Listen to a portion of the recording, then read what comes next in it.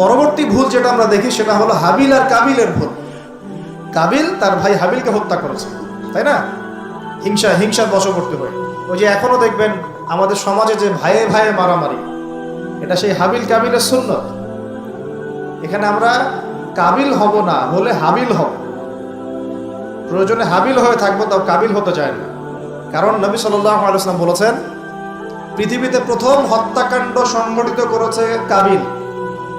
ভালো করে শোনেন, যারা এই পথে আছেন ভালো করে শোনেন।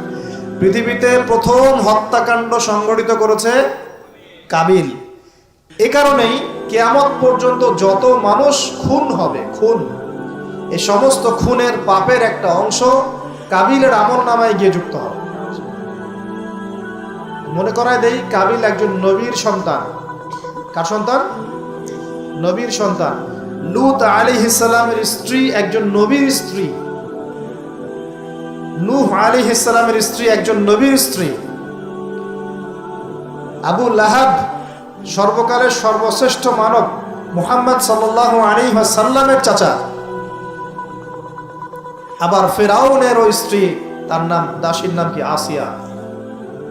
তাহলে আমাদের বংশ, আমাদের রং, আমাদের জাতীয়তা, আমাদের অর্থ সম্পদ, আমাদের টাকা পয়সা, আমাদের স্ট্যাটাস, আমাদের ভাষা, আমাদের এই গোত্র বিভাজন, এগুলো আমাদেরকে আল্লাহ পাকের আযাব থেকে বাঁচাতে পারবে না, যদি না আমরা আল্লাহ পাকের হুকুম আহকাম মেনে চলি। একজন নবীর ছেলে কোথায় যাচ্ছে? একজন নবীর স্ত্রী কোথায় যাচ্ছে? লূত আলাইহিস সালামের স্ত্রী কোথায় যাচ্ছে?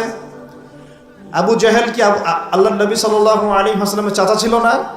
আবু লাহাব কি চাচা ছিল না? তাহলে কিসের